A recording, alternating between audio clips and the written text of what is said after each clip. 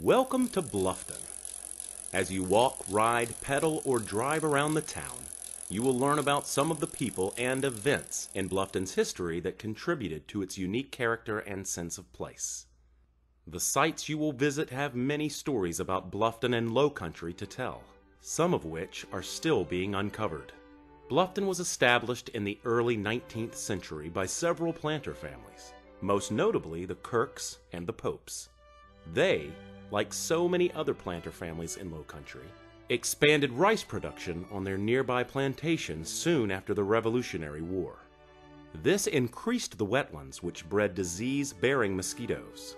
Malaria and yellow fever rose to epidemic proportions, killing many of the white population. Though sickened, those of African descent seemed to have a natural immunity to these diseases, and death from disease was less of an immediate threat. It would be almost another century before the source of these diseases was identified. Finding safe haven became an urgent and necessary endeavor.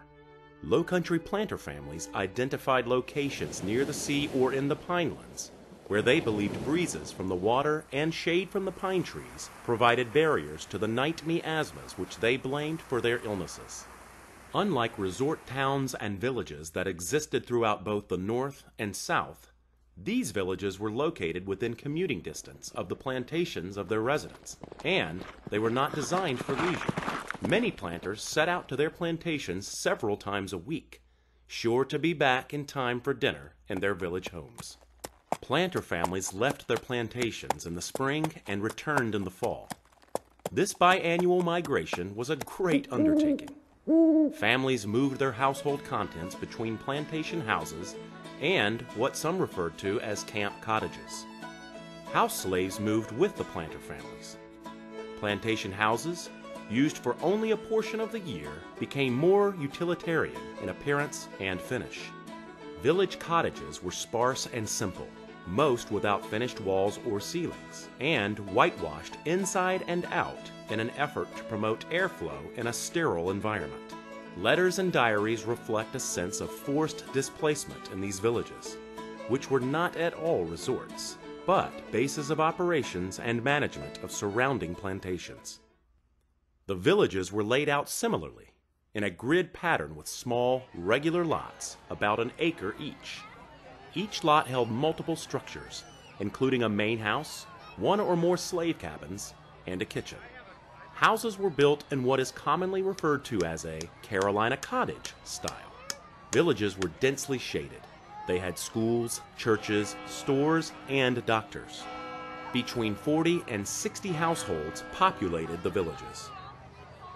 In the former Beaufort district, many such Low Country antebellum planters' summer cottage communities thrived. They included Bluffton, Gillisonville, Grahamville, Haywardville, McPhersonville, Robertville, St. Helenaville, and Lawtonville. All, except Bluffton, were destroyed by Sherman's Union soldiers or natural disaster, leaving Bluffton as the only remaining example of this cultural landscape and the only town with extant historic fabric that tells the story of a rich and unique cultural heritage. Located on the May River on a bluff that rose to 40 feet above sea level, Bluffton promised comfortable and healthy breezes. The town was first known as May River and Kirk's Bluff. Since many area families inhabited the village for at least 6 months a year, a school was established early on. In 1822, an advertisement ran in a Savannah newspaper for a teacher to prepare students in May River for college. The May River Academy began enrolling students in 1823. This area was formally renamed Bluffton in 1844 and incorporated as a village in 1852. The village street plan that you see today was laid out in the 1830s. The rice economy flourished due to the skill and labor of slaves from the west coast of Africa. As rice production increased in Low Country, so did the number of the enslaved. By 1860, several parishes in the heart of Low Country claimed a population of over 90% African Americans. Though population records of the village of Bluffton do not exist from this time, Records from other similar villages show a high population of enslaved people. Bluffton's population was likely over 50% enslaved African Americans. Given the tight proximity of living quarters and workspace, which was very different from the plantation landscapes, cultural heritage was transmitted and sustained differently in these villages. In 1861, Bluffton's men, including Brigadier General Thomas Fenwick Drayton, John Cole, and Colonel Middleton Stewart, left their homes and families to fight for the Confederacy. The women of Bluffton took a supporting role. By August of 1861, they had formed the Bluffton Soldiers' Aid Association, sending clothing, medicine, and other items to Confederate soldiers. 2 years later, Bluffton was burned in retaliation for Confederate spying. When it was over, 21 buildings, a third of the village, survived. Reconstruction started immediately. Freed slaves returned.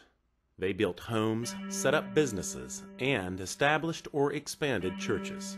Euro-American families also returned to a changed and unfamiliar economy.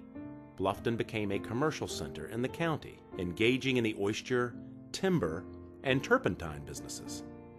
General stores along Calhoun Street multiplied, and people continued coming to Bluffton in summer months to take advantage of the breezes and proximity to water. The Calhoun Street dock became a busy transport place of both people and freight. Former homes or home sites became boarding houses, for example, the antebellum home of Colonel Middleton Stewart, known as Seven Oaks. New modes of transportation, the bridging of the Savannah River, and development of Hilton Head Island in the 1950s once again altered Bluffton's economic base and population. Bluffton was no longer a trading center. More recently, Bluffton reinvented itself again as an arts community and continues to grow and encourage new business while retaining its historic character and sense of place.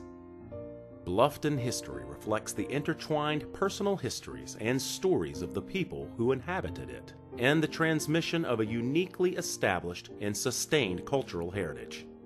African American and Euro-American contributions are visible throughout Bluffton today, reflected in foodways, architecture, art, religious practices, and more. They remain here for you to discover, experience, and enjoy.